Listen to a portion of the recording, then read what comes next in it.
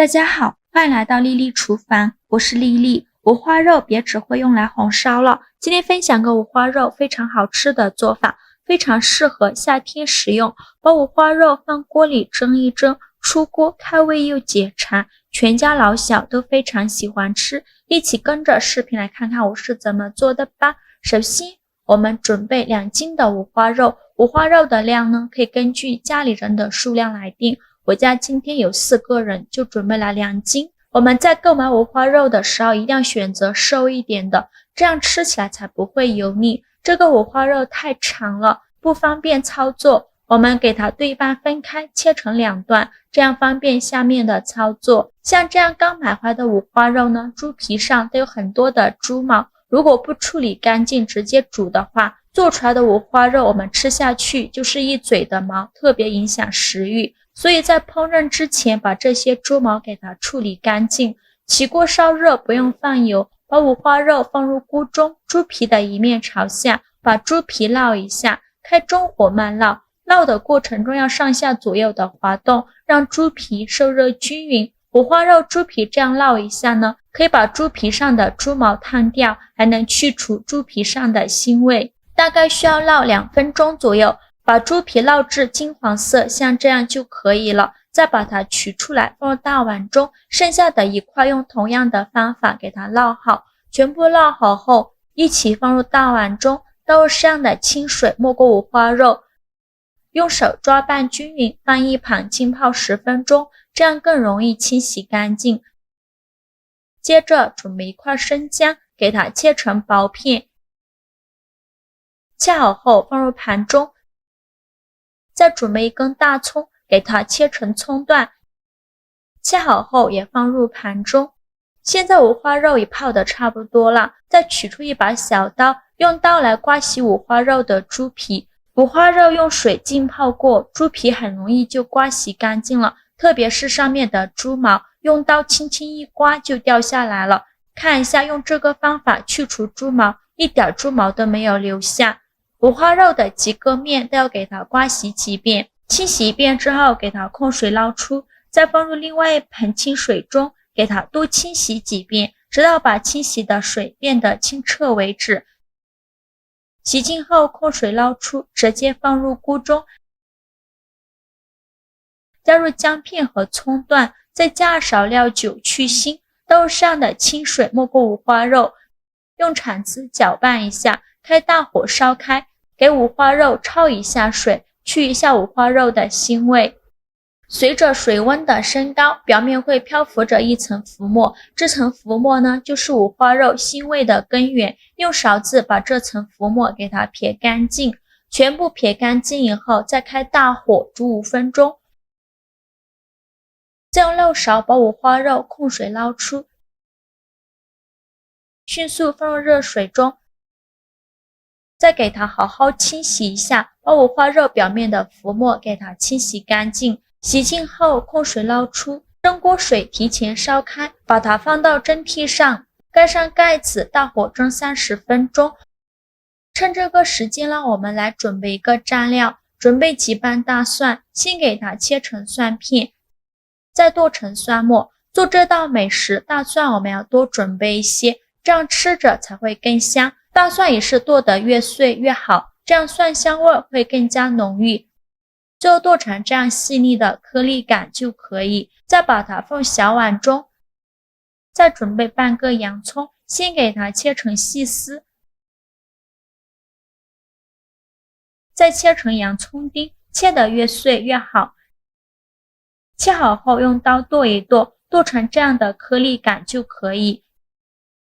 再把它放入小碗中。再准备一块生姜，先给它切成薄片，再切成细丝，最后切成姜末。切好后用刀剁一剁，给它剁得碎一些。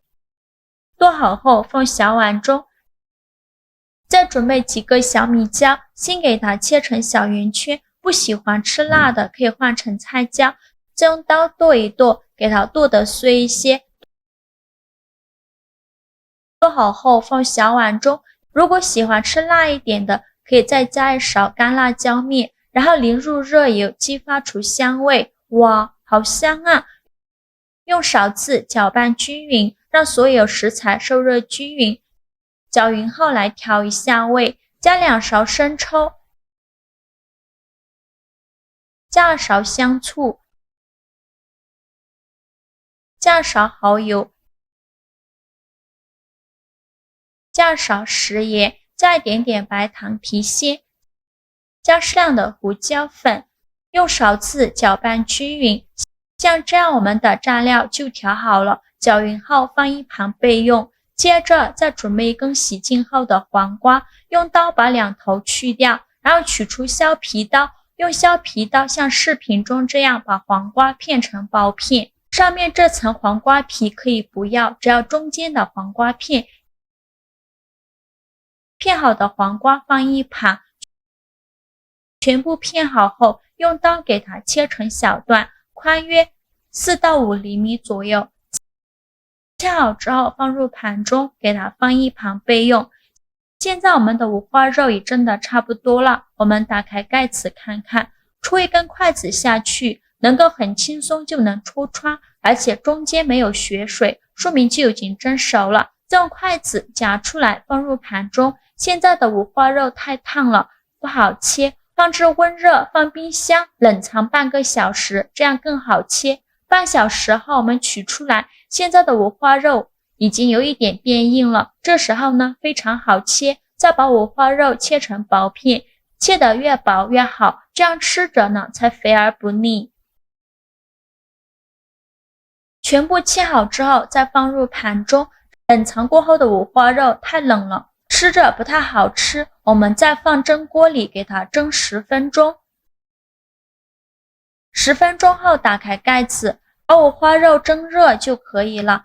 再把五花肉取出来，接着再准备一个盘子，把五花肉一片一片的摆入盘中，像这样转着圈的摆放，放一片五花肉，再放一片黄瓜片，一直重复操作，直到装满整个盘子。制作视频不易，您的每一个留言和每一个点赞都是我前进的动力。如果您觉得我分享的视频对你有帮助的话，请您给我点个赞吧，非常感谢您的支持。全部装好后，再放上刚调好的蒜蓉蘸料，均匀的淋在五花肉上。